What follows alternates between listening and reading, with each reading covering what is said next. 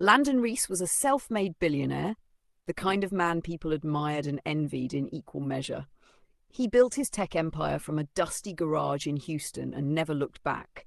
Sharp in business and humble in manner, Landon didn't wear his wealth like armor, he wore it like responsibility. And for years he kept one promise to himself. If he ever fell in love, it would be with someone who saw him, not his billions. Then came Celeste. Celeste Monroe was magnetic, flawless beauty, a laugh that turned heads, and a confidence that could own any room. She was a struggling fashion influencer when they met, all charm and bold opinions, barely making rent on her downtown apartment. Landon met her at a charity gala she crashed with a friend. She didn't know who he was, and that was what drew him to her. For the first few months, it was like a fairy tale. She was witty, passionate, always up for adventure. Landon felt alive around her in a way he never had. So when he proposed just a year later, no one was surprised except maybe Celeste, who played the part of stunned perfection as the ring slid onto her finger. Their wedding was featured in Vogue, a private island, 10,000 roses, a custom gown flown in from Paris. But what none of the glossy pages showed was how quickly the fairy tale began to rot from the inside. It started small. Celeste dismissed the staff like they were disposable. The maid, Anna, came to Landon in tears one evening after Celeste called her a dust bunny with hands. He confronted her gently, hoping it was a bad day. She laughed it off. "She's lucky to work in this house," Celeste said, swirling wine. "I just said what everyone thinks."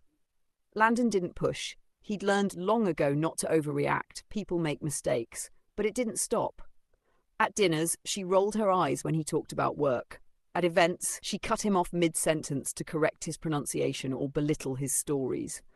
"You're brilliant in business, babe," she'd say with a smile that didn't reach her eyes. "But God, you're such a nerd sometimes." Friends noticed. One by one, his inner circle began to fade. His best friend, Marcus, pulled him aside after Celeste berated him over dinner for using the wrong fork. "She doesn't respect you, Landon," Marcus said. "You don't see it now." But she's draining the man we used to know. Still, Landon stayed. He loved her, or maybe he loved the version of her she used to be. He thought he could fix it, that things would soften, that maybe the pressure of living in his world was getting to her. But the breaking point came on his birthday. It was supposed to be a quiet night, just him, Celeste, and a few close friends. He didn't want extravagance. He asked for something simple.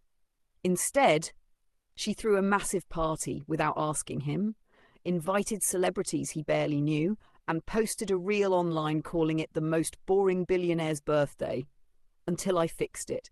In the video, she mocked his old-fashioned taste in music, his dad dancing, and called him my adorable, outdated husband. Millions laughed. Thousands shared. But Landon wasn't laughing. The next morning, he sat at the edge of the bed and showed her the video. "Why would you humiliate me like that?" he asked quietly. "Oh, please," Celeste yawned. "It's content, Landon. Grow up. This is how things go viral." He stared at her. "You didn't even ask me. I don't need to.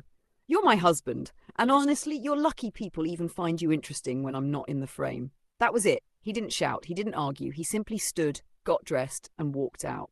Over the next few weeks, he spoke to his lawyers, not out of revenge, but protection. Celeste had signed a prenup, but she'd grown reckless, burning money on brand deals and shopping sprees, using his name to secure backdoor endorsements and clout. He let her stay in the mansion. He even funded her latest clothing line quietly so her image wouldn't crash. But he began pulling back in every way, and Celeste noticed. She grew bitter, more aggressive. She took to social media, calling him emotionally unavailable, accusing him of neglect, of being the kind of man who only listens to his spreadsheets. She told fans she was trapped in a gilded cage, played the victim, rode the wave of sympathy. But Landon said nothing, not a post, not a word. Until one day Celeste crossed the final line. She posted a live video pretending to cry, saying Landon had cut her off financially and was punishing her for being successful in her own right. The video went viral. Influencers took sides. Think pieces were written. And once again, Landon was trending for all the wrong reasons. That night, he made a rare move. He posted a single photo on Instagram. It was a picture of the original prenup, signed in Celeste's handwriting. Below it, he wrote, "Respect isn't bought, It's earned, and some things, once broken, don't get fixed. Within minutes, the internet flipped.